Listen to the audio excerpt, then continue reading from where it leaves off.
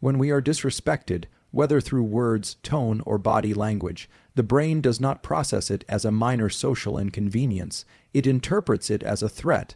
This is deeply rooted in our neurobiology. In moments of disrespect, particularly if it's unexpected or public, the amygdala, an almond-shaped cluster of neurons deep within the temporal lobe, immediately activates. The amygdala's role is to scan for threat, evaluate emotional salience, and prioritize survival over all else. Once activated, the amygdala signals the hypothalamus, which then triggers the sympathetic nervous system. This is part of what's known as the hypothalamic, pituitary, adrenal HPA axis. Within seconds, the adrenal glands begin to release epinephrine, adrenaline, and cortisol, the primary stress hormone. This initiates a cascade of physiological effects: elevated heart rate, dilated pupils, muscle tension, and narrowed focus. This entire sequence is evolutionarily designed to deal with immediate danger, what we would call the fight or flight response. Disrespect in modern society typically doesn't involve physical danger. But to the brain, particularly the primitive limbic structures, it feels like social exclusion or reputational harm, which in evolutionary terms was life-threatening. Our ancestors relied on tribes for survival. Being cast out or disrespected could mean isolation, and isolation meant death. This is why emotional wounds like disrespect can evoke such intense physiological responses. The nervous system doesn't differentiate between a verbal slight and a physical attack until higher order processing kicks in. This leads to the second layer of the stress response: reduced access to the prefrontal cortex. The prefrontal cortex, located at the front of the brain, is responsible for judgment, reasoning, impulse control, and future planning. When cortisol levels rise sharply, blood flow is redistributed away from the prefrontal regions and toward the more reactive parts of the brain. This shift deprioritizes thoughtful analysis in favor of immediate action. As a result, individuals tend to react rather than respond.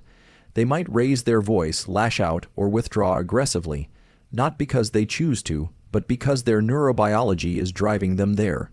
Additionally, the insula, a part of the brain involved in self-awareness and internal bodily perception, becomes more active under stress. This heightens one's sensitivity to insult, magnifying the perception of disrespect. What might be a mild remark in a calm state can feel like a personal attack under stress.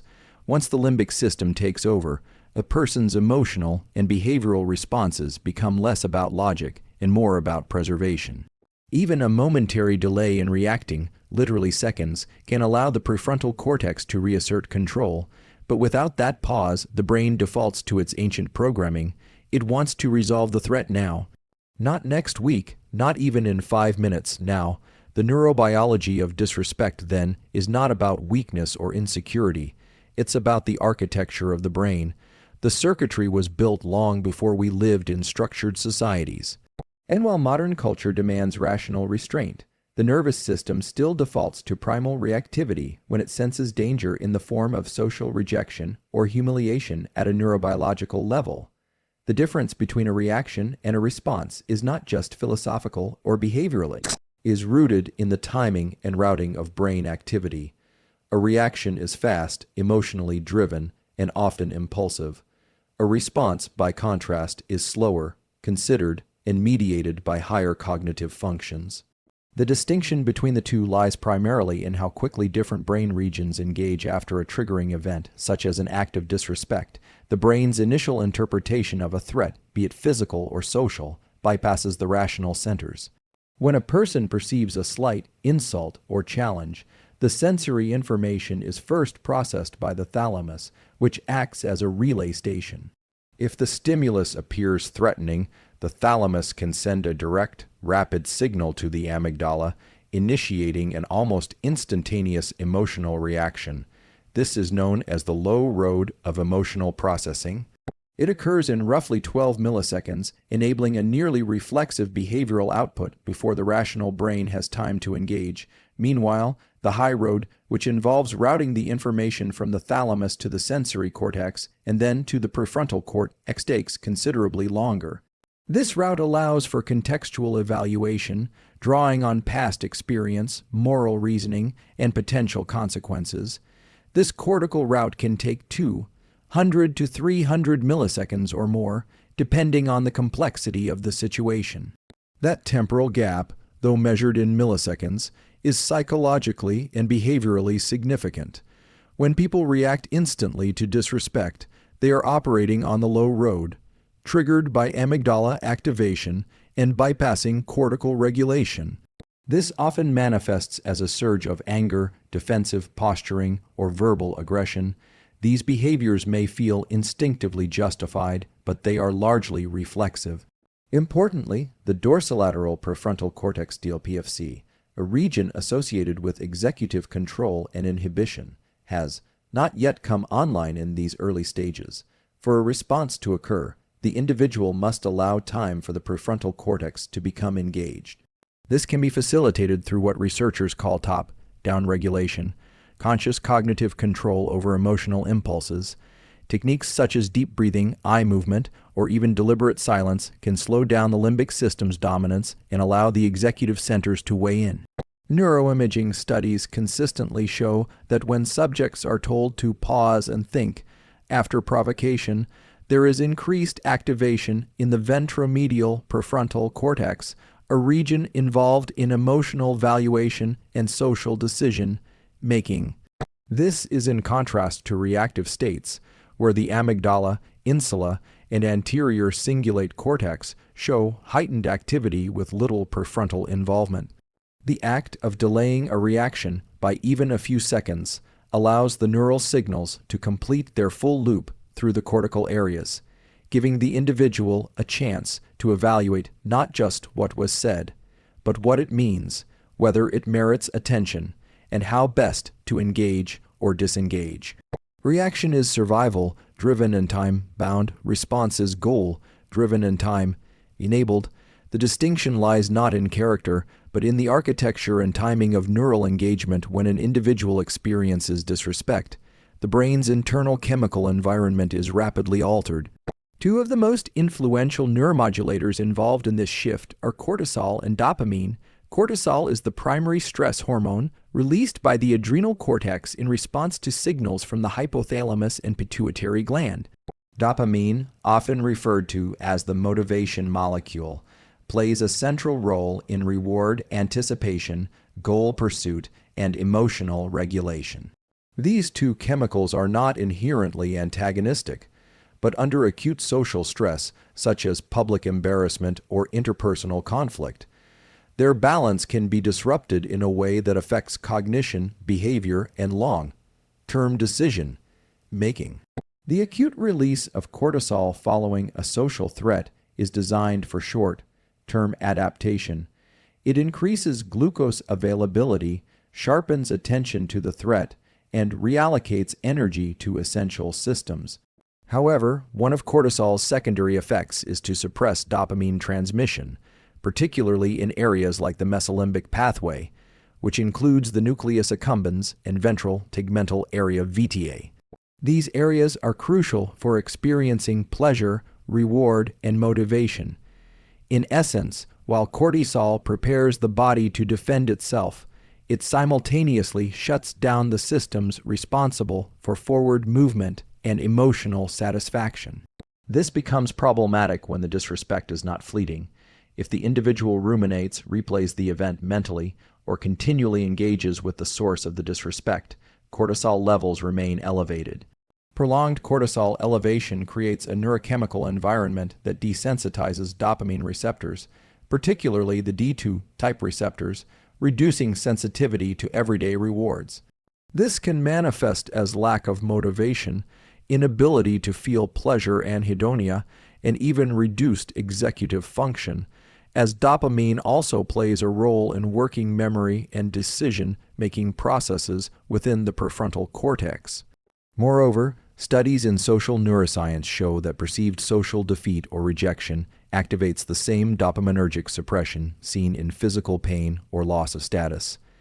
The brain interprets disrespect not just as psychological discomfort, but as a biologically significant event.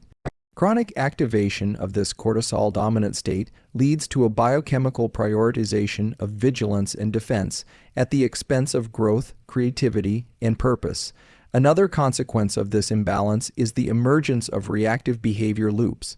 In low dopamine, high cortisol states, individuals are more likely to act impulsively, not because they lack willpower, but because the neural substrates that support delayed gratification and emotional regulation are under-resourced.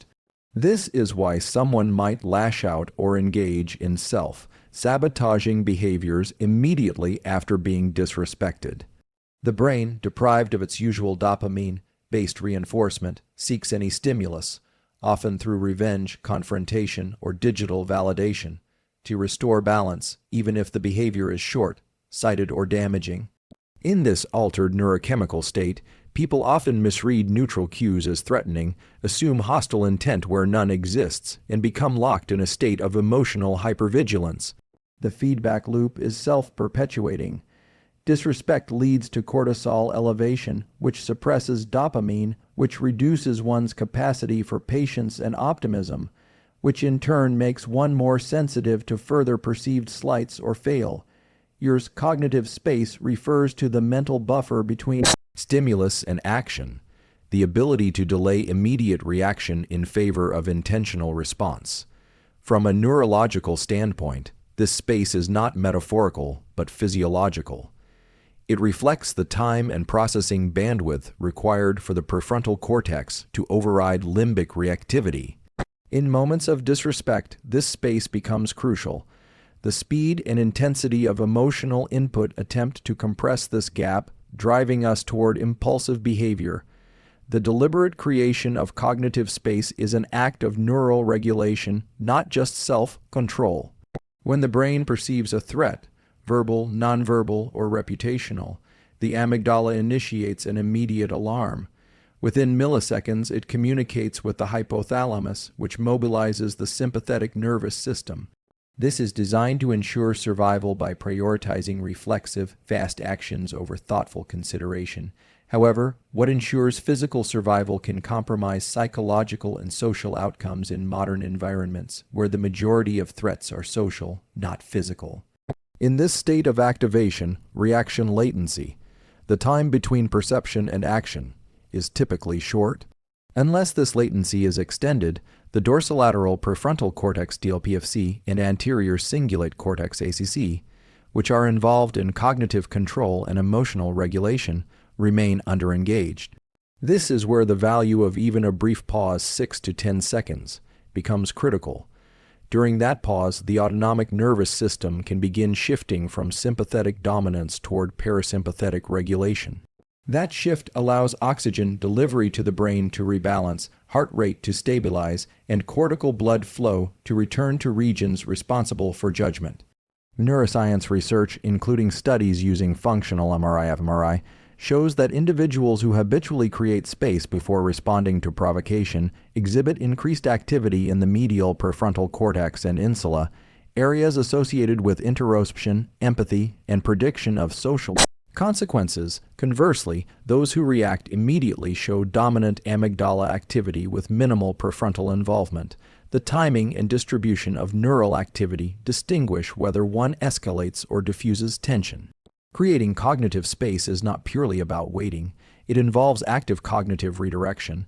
Simple but targeted interventions like naming the emotion, "this is anger," or "this is defensiveness," activate the left inferior frontal gyrus, which contributes to effect labeling. This act alone has been shown to reduce amygdala activation and enhance top-down regulation. Similarly, shifting one's gaze upward, engaging in slow nasal breathing, or recalling one's broader goals activates network switching, helping transition from the default mode network demen to task, positive networks that support logical reasoning. The concept of space extends beyond seconds. It includes mental distance, the greater one's ability to zoom out, psychologically decenter from the event, the more resources become available for adaptive response. This is supported by findings in metacognition research, where awareness of one's thought process modulates emotional intensity and broadens the range of available behavioral options.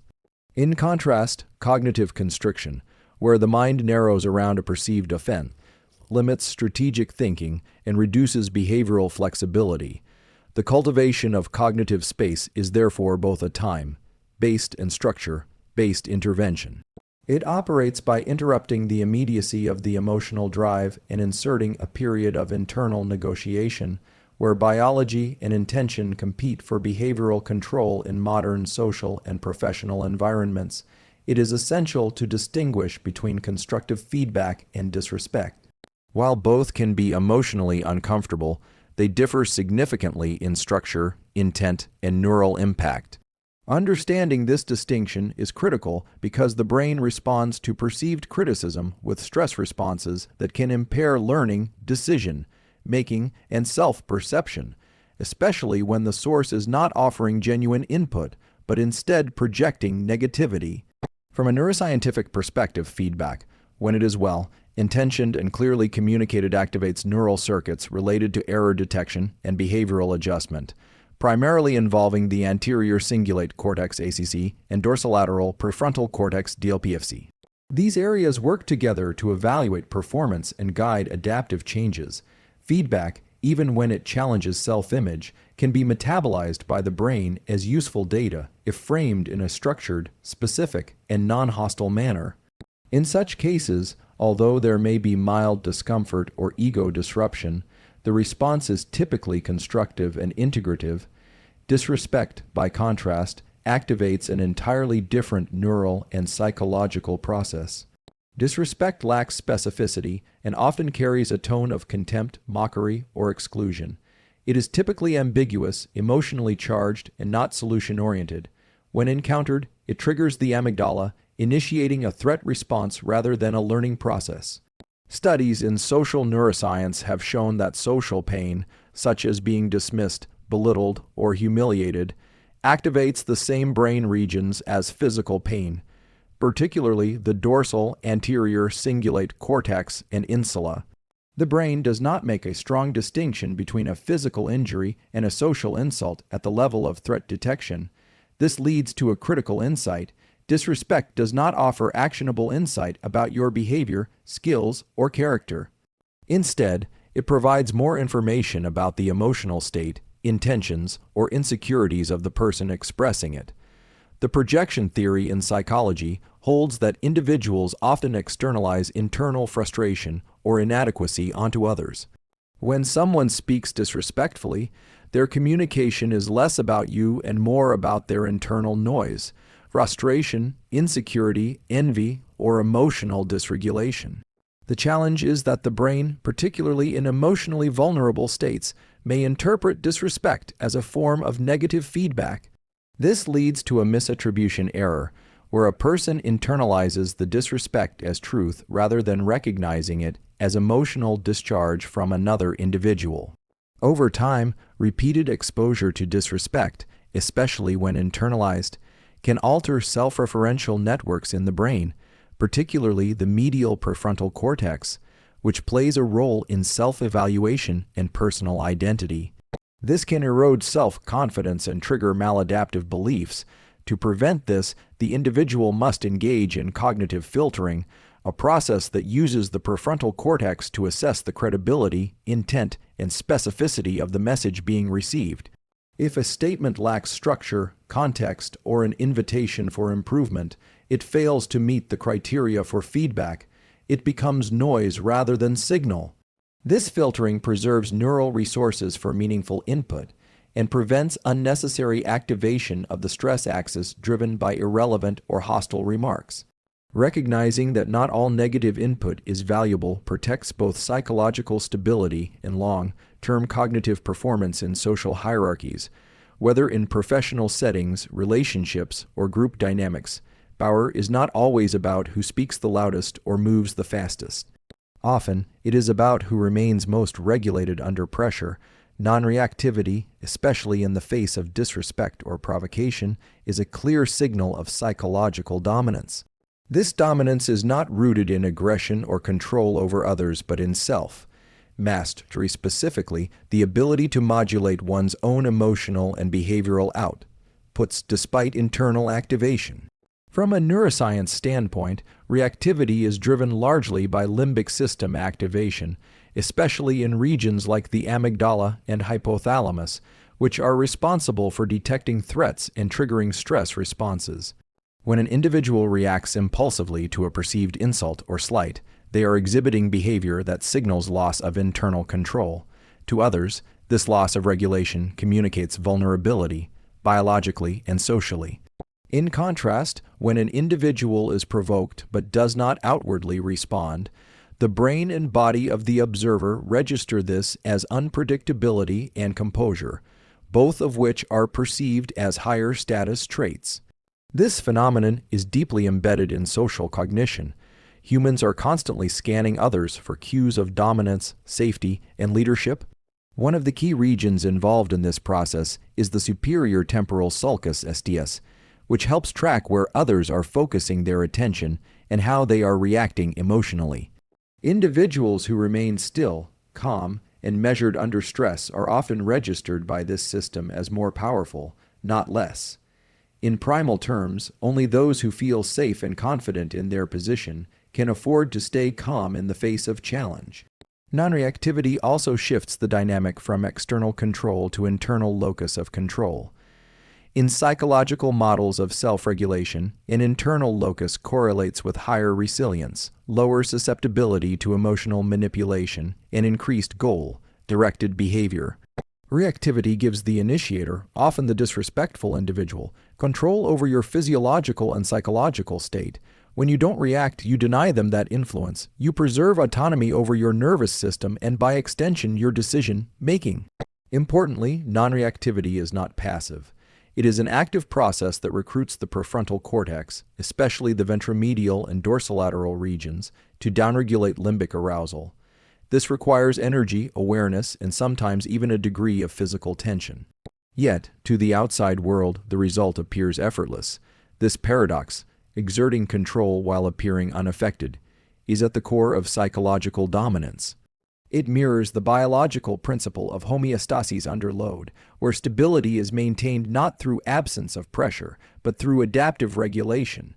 Moreover, non-reactivity impacts the social nervous systems of others. Through mechanisms such as mirror neurons and interpersonal neuroception, observers unconsciously tune to those who are less reactive. Calm individuals become regulatory anchors in chaotic environments.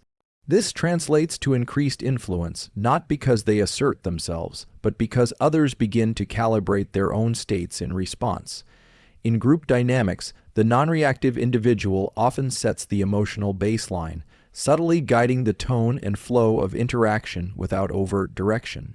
In a world that often rewards loud reactions and impulsive responses, true strength lies in restraint.